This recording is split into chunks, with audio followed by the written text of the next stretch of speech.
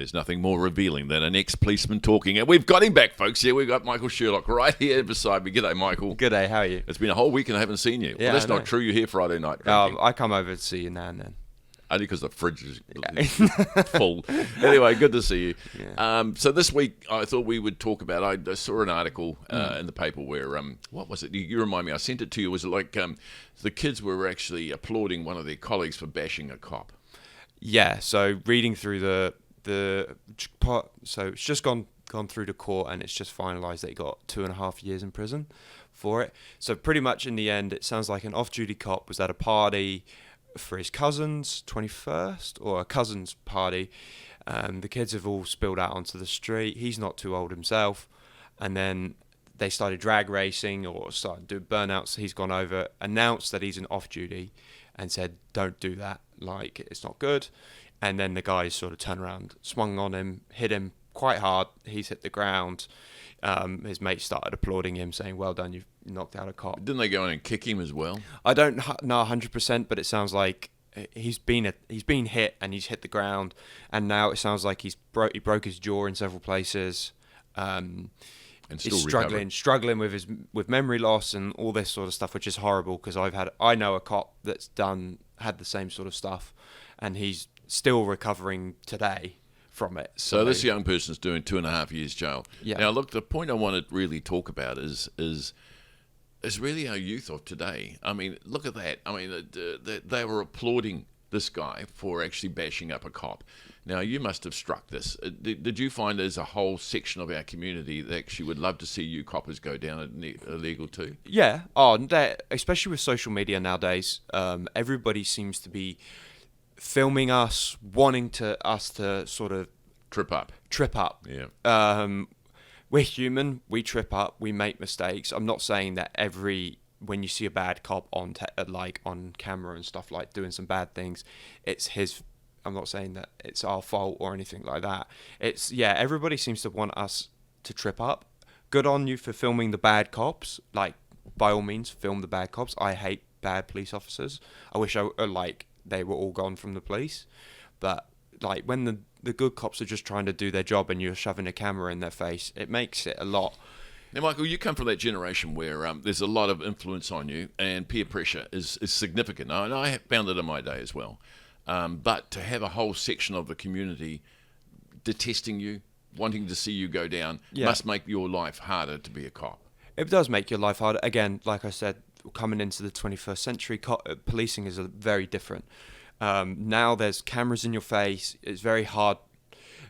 All them days of just like you would know, chuck them in the back of the car, take them for a spin, and then throw them out and tell them to stop it. That's what happened in my day. Yeah, that's all gone because it's all on film. Yeah. It's all on camera.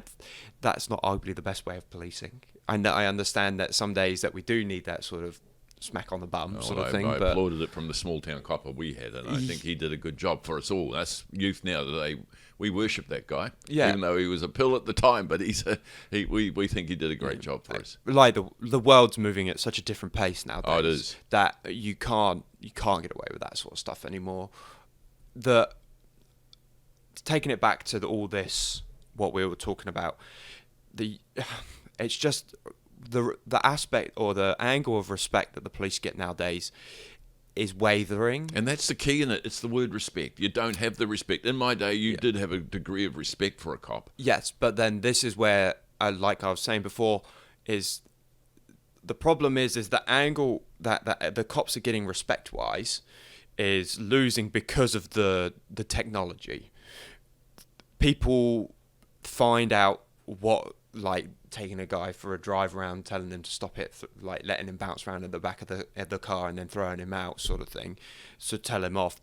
That nowadays, if a kid went home and a mum found out we did that or the police did that, it would be on the Herald straight away. So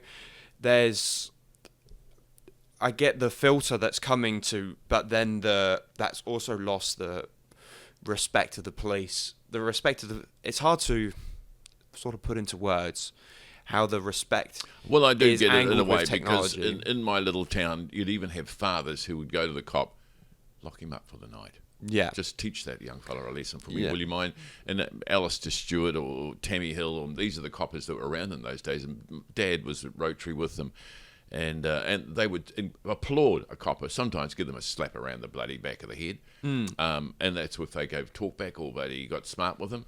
There'd be a consequence which maybe would be right off the tree right now. That would be assault, wouldn't it? Oh, yeah. Within seconds, this would be on the Herald or on TikTok or on Facebook. It would be... And very rarely they'd have to use that, but that was one of the things up their sleeve they could do if they wanted to. And give you a slap until you get home and, buddy, and then I'm going to talk to your father about this. And that would be, oh, geez, I'm going for another hiding. The day you know of policing to the day I now know is very different. Is that because of social media?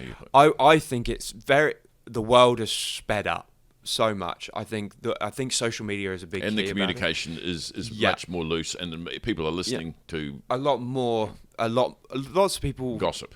Not gossip. I think a lot more people. How would I put it? Do you know, my day, we gossip was the same thing as probably Facebook. Yeah. Oh, yeah. But to be honest, Facebook, Twitter, all of it is just one big gossip page. It's just on the internet. Don't now. tell anyone else, Michael. But guess what our neighbours are doing? That's exactly. It's just the same thing. But I feel people now feel like they have more of a voice because, again, social media has opened up. Exactly like this. I can't say that it's any different because I'm currently doing it. I've suddenly talking to you, and I've got a voice. You've got a voice because you can speak on this, and we can put this on the internet. And someone will listen. I was watching UK police. This is last year, and there was no doubt about it. The respect levels for cops are way in the gutter, and that's cross. Oh, and that was on a Friday night. Them just patrolling the streets. Yeah, this is masked because of very bad encounters people have had, and they've put it on social media. That's what's driven it down. The respective police officers. Yep, you are, like I could say, you get some bad eggs. You can't be 100% hit rate all the time with great police officers. You get some bad eggs, and that's horrible. But when they get filmed and they be put on the internet, it drives the respect down. But do you know what? Michael, what I perceive, and look, tell me if I'm right or wrong, but if a person goes to prison, the worst crime that they commit, which is not against children or a female, they're applauded and rated highly. It's a murder of even a high accounting lawyer. That bloke who murdered your colleague, would he be looked upon in prison as a bit of a hero? I hope not.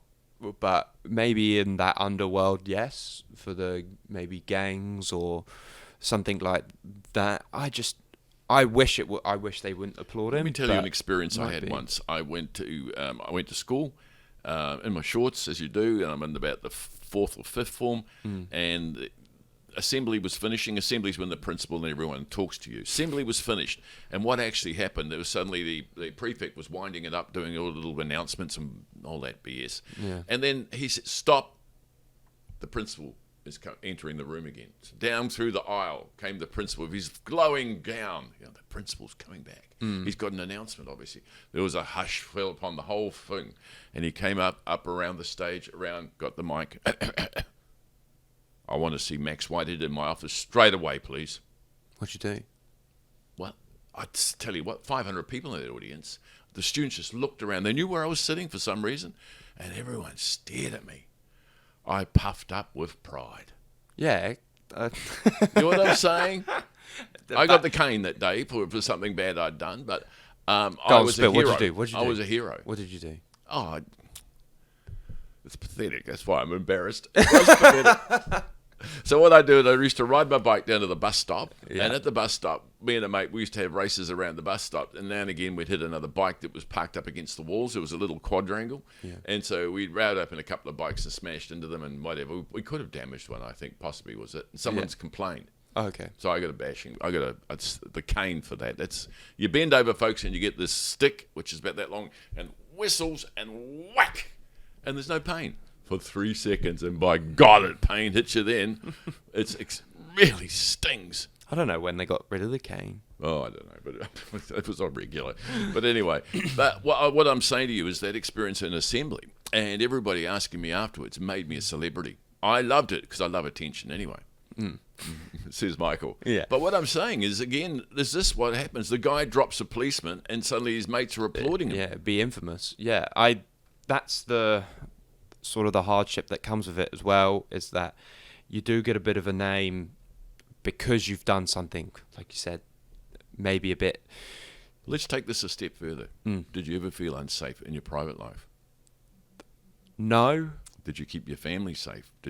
Were you reluctant to give your address or even come on camera with Max? Oh, yes, we were we've been talking about this for 18 months doing this together, and I was very wary, okay, not overstepping the police boundaries, but also overstepping my own boundaries, making it, because it's quite hard to say that you're an ex-police officer in front of a lot of people. Let's tell you, folks, what happened is I've known Michael a while, and he's a mate, and so it's been good. But Michael, come on, get on the camera. No, I'm a policeman. Yeah. I said, what difference does that make? Come on, just tell the story. Tell a story. Yeah. He's a great storyteller. You should hear it on Friday night drinks in here. Michael can hold the floor, can't you? I will. Some days, yeah. But I feel like, it's so difficult. Like, I'm backed up with stories and everything like that. But I don't know. I couldn't come on. You do feel there's an element of safety that you always got to keep. It's all of that. Well, what I'm saying, Michael, is that resentment that's out there, and that guy got treated like a hero for bashing a cop. Yeah. So that means you're almost a target. And what I'm thinking is, does that make your family a target? If you were living at your parents' house, could some crims find out where you're living and then pop round to see, and your mum and dad there alone, or your mum's alone? Yeah, there's nothing stopping them to if they really want to dig that deep, they can find it if they want to. But there's an element of unsafeness that I always feel, just because of what I used to be. I don't know. It all ties back to this guy. Yeah. Was it a really good idea to announce that you're a off-duty police officer? Every time I went out as a cop, I try to keep it as quiet as possible until one mate throws it out there. That was always oh no, here we go, because everyone's going to ask me the same 6 questions. What's it like to drive fast? What's it like to catch bad guys?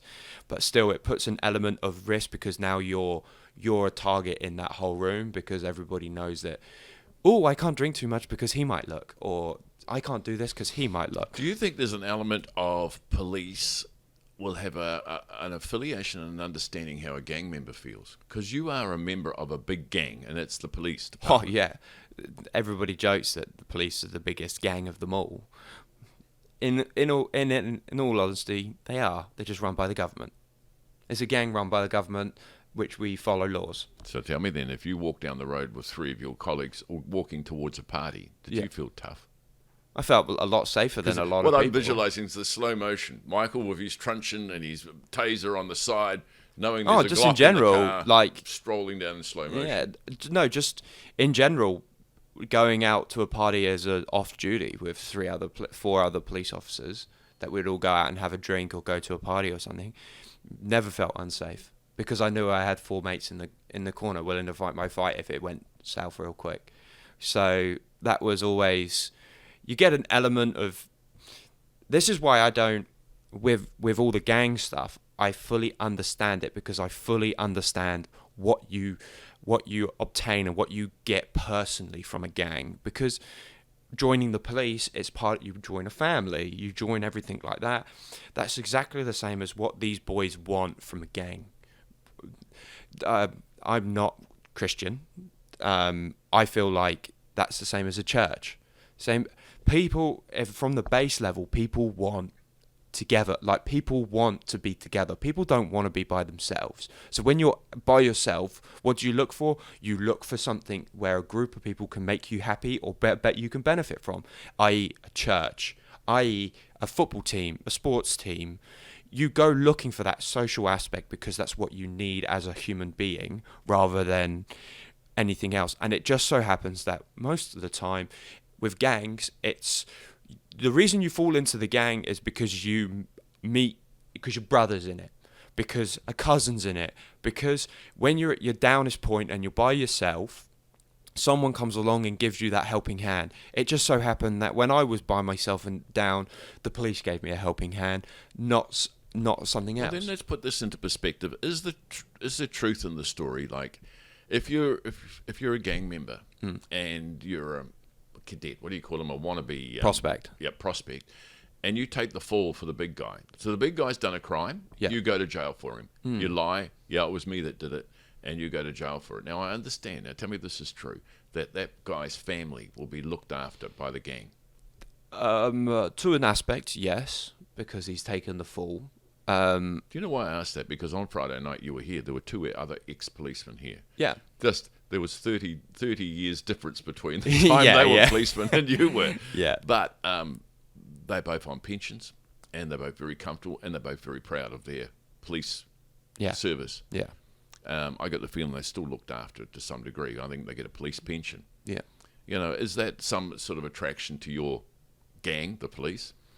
Yeah, that you're heavily looked after in the end by getting a pension, getting your superannuation, there's some benefits for working for the government, of course, because you get all that sort of government. And you don't go to jail, which is pretty good. Well, you generally don't go to jail.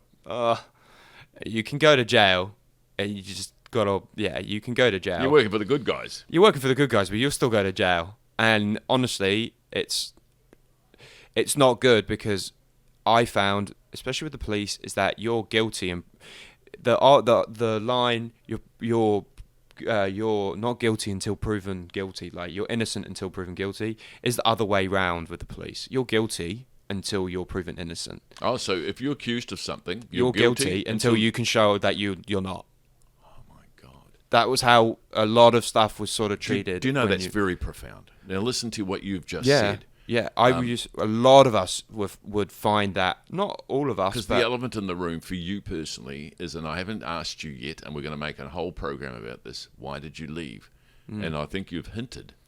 And I don't need you to elaborate on your personal circumstances, but do you hear that, folks? Here's a policeman who felt vulnerable because he could be held accountable for his behaviour while a policeman. Well, 100%. Unjustifiably. I 100% feel like everything I did had to be accounted for. You have to be accounted for, because you are affecting someone's life very quickly, and anything can happen. You're like, lives can change Michael, on a dime. Did you have confidence there's justice in this? There's an element of justice. Sometimes I feel like let's focus an element of justice. Sometimes I felt like it's a never-ending book. It's a never-ending roundabout of stuff. Do you think it's possible some policemen have gone down when they actually might have been innocent? No, because there's always a hint of what they've done is where the broad scheme of things is wrong, but they've gone down for the small part that they might be innocent for. But in the grand scheme of things, what they've done is wrong. Is that your fear? Was that your fear while in the police force? You could have gone down for something you were innocent for. Yeah, I've always thought that, not innocent for, but something that I could easily get targeted for, that I've done for a second, and that could change my whole, arguably, life. I want you to come back, because we need to talk about this in depth, because we know that the police review their behaviours and whatever with their peers, their own police. Yeah. We know that it's been a criticism of the community for a long time. So it's interesting hearing from you, because you didn't rise to a dizzy height or anything. You were a constable all the way? Yeah, all the way, yeah. Yep. So from the ground floor, that perspective you've just told us about must go right through the police force. It plays on a lot of people's minds. I've known handful of cops that have been dragged through the mud either way and come out, but still, I don't know. It sort of always seems to be they've been dragged through the mud. Okay, they might have done something wrong in the grand scheme of things, but then they just get dragged through the mud, and it really taints what should be done. Because the thing is with the police is that you get looked at from inside the police, so by the IPCA, and then you get looked at criminally as well. So you get done twice. So you could have you could have criminal charges and then you could be kicked out of the police. Like you could be, or you get no criminal charges but they kick you out. So there's two court systems that you've got to go through as a cop, and I understand that everybody believes that. Yeah, that's fine, that's fair, but there's an element of worriedness that now I've got two court systems on my head rather than just one. Not saying that, I know a lot of people might disagree with me. No, police should be solely accountable for what they've done, all this sort of stuff, and I totally agree. But that does play always plays in your mind that now there's two courts rather than just sort of one. I think we wrap it up there, because I think that what you've said is very profound, and you know, the elephant in the room, we're going to talk about that one day. Why did you leave? And look, you've just given us a bit of a glimpse into that. Thank you very much. I'm open to taking any sort of criticism and just speaking. Give me some questions, talk to me about it, because I'm willing to open up and just talk. All right, folks, hear that? Big invitation from the man himself. Come and bring some questions to him. I've got plenty for next time. See you next week.